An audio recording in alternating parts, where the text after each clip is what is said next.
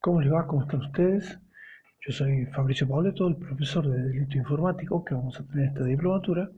En este caso empezamos a hablar del primer módulo, donde vamos a hablar en este módulo sobre lo que es los delitos informáticos. Los delitos informáticos son aquellos delitos informáticos, cibercrimen o ciberdelito, toda aquella acción antijurídica tipificada y culpable que se realiza en el espacio digital o de Internet. ¿Por qué digo digital o de Internet? Decimos digital o de Internet porque puede darse con el uso de Internet o sin el uso de Internet. Como decimos, sin el uso de Internet, sin la necesidad de tener Internet para propagar imágenes, para propagar videos y esas cosas. Pueden ser almacenados en un dispositivo en la memoria, por eso que decimos en el espacio digital o de Internet. Acá vamos a hablar sobre los diferentes delitos informáticos que se dan, por ejemplo, para diferenciar algunos, fraudes, el daño informático, la suplantación de identidad, la estafa, ¿sí? La intercepción de comunicaciones, los delitos contra los menores, que es un párrafo aparte, donde tenemos, por ejemplo, el delito de grooming y el delito de abuso y acoso sexual. Pero en esta primera unidad que tenemos para hablar de delito informático, tenemos que hablar de lo que es la evidencia digital. Un pequeño detalle, un pequeño apartado para hablar de evidencia digital. Porque evidencia digital podemos mencionarla a modo de concepto, que es cualquier valor probatorio de la información, ¿sí? Almacenada o transmitida en formato digital de tal manera que una parte o toda de esta pueda ser usada en un proceso, en un juicio. Eso sería un concepto de lo que es evidencia digital. Cualquier valor probatorio de la información almacenada o transmitida en formato digital, de tal manera que una parte o toda de esta pueda ser probada usada, perdón, en un juicio, en un proceso. Es muy importante tener este concepto porque así nos vamos a ir evaluando para saber si estamos bien con lo que es la evidencia digital. Porque ahora vamos a hablar de cómo se procede al secuestro, pero vamos a ir primero por parte. Evidencia digital.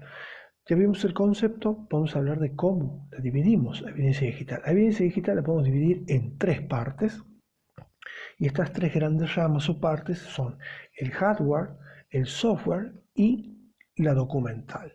La evidencia digital se divide en estas tres porque el hardware es todo lo que contiene una computadora, todo lo tangible, ¿sí? El disco rígido, un pendrive, esas cosas que podemos tocar, palpar. El software son los programas, ¿sí? El software son los programas, todo lo que tiene almacenado en memorias, ¿sí? Y lo que es documento, lo que es la parte documental de la evidencia digital, pueden ser provistas, sí, esta puede ser provista por empresas, proveedores de servicios de Internet, por ejemplo.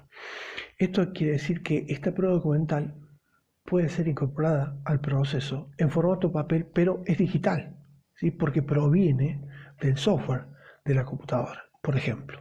Entonces, no deja de ser evidencia digital por más que se presente en soporte papel. Esta diferenciación también hay que tenerla bien en claro y bien presente, ¿sí? Existen ciertos procedimientos legales, y esto lo tenemos que saber bien, para el secuestro de lo que es evidencia digital. ¿Por qué digo que existen ciertos procedimientos legales? Porque esto trae aparejado luego ciertas diferencias de pensar o diferencias de incorporar o de plantear el derecho en las cuestiones de lo que es secuestro y evidencia. Por ejemplo, cuando se secuestra una evidencia digital, eh, se procede de una manera determinada, ¿sí? Con en lo posible con testigos, eh, cómo es que se secuestra, cómo se procede, si el dispositivo se encuentra prendido, si el dispositivo se encuentra apagado, qué es lo que se hace, cómo es que se tiene que respetar esa cadena de custodia para el secuestro respectivo de esta evidencia digital, que como les digo, puede estar plasmado en una computadora, en un ordenador o en un dispositivo móvil, ¿sí?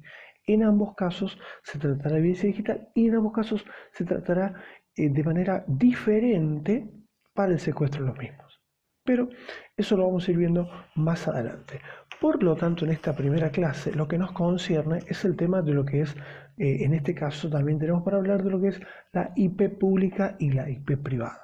Primero, el número de IP es el número que identifica una computadora, un dispositivo móvil, ¿sí? Es un número que identifica, lo individualiza en el mundo global. Esa IP quiere decir, son las siglas de protocolo de Internet. Este protocolo de Internet es un número, para la redundancia, que identifica en forma única a una interfaz en red de cualquier dispositivo conectado a ella, ¿sí? Entonces, ese dispositivo está conectado a una determinada red debido a ese número. No hay forma de que haya dos números iguales, ¿sí? Porque hay una conexión para cada número. Ese número de IP puede ser pública o privada. Cuando hablamos de IP pública, hablamos de ese número que nos provee el ente que nos da Internet, el ente que nos presta el servicio de Internet a nivel mundial, ¿sí?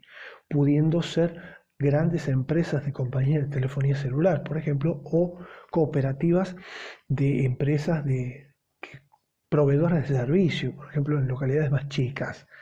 Pero ese número de IP pública es el que nos provee el Internet hacia nuestro domicilio. Tiene un número diferente. Y el número de IP privada es el número que tiene cada dispositivo dentro de un hogar, por ejemplo, o dentro de una oficina, o dentro de una repartición pública. Dentro de cada dispositivo, dentro de cada computadora, dentro de cada celular, se encuentra un número de IP privado que es diferente. Ese número de IP es único e irrepetible en todo el sistema informático global porque se identifica al dispositivo y a la red que le proporciona Internet. Bien, esa es la diferencia. Ahora, los números de IP están compuestos por 8 a 10 números, ¿sí? Están fraccionados en puntos, ¿sí? 3 primeros números, un punto, los que le siguen otro punto y así se van diferenciando cada uno. Tenemos que entender que los 3 primeros números identifican la red. Identifican la red, ¿a qué nos hacemos alusión con esto? A que identifican la red en el sentido de que los 3 primeros, el primer número nos va a identificar de qué país proviene, o de qué país está conectado. El segundo lugar nos va a decir de qué provincia o estado está. Y el tercero, el último, es, por ejemplo, el que nos dice exactamente la localidad. ¿Por qué hago esta aclaración?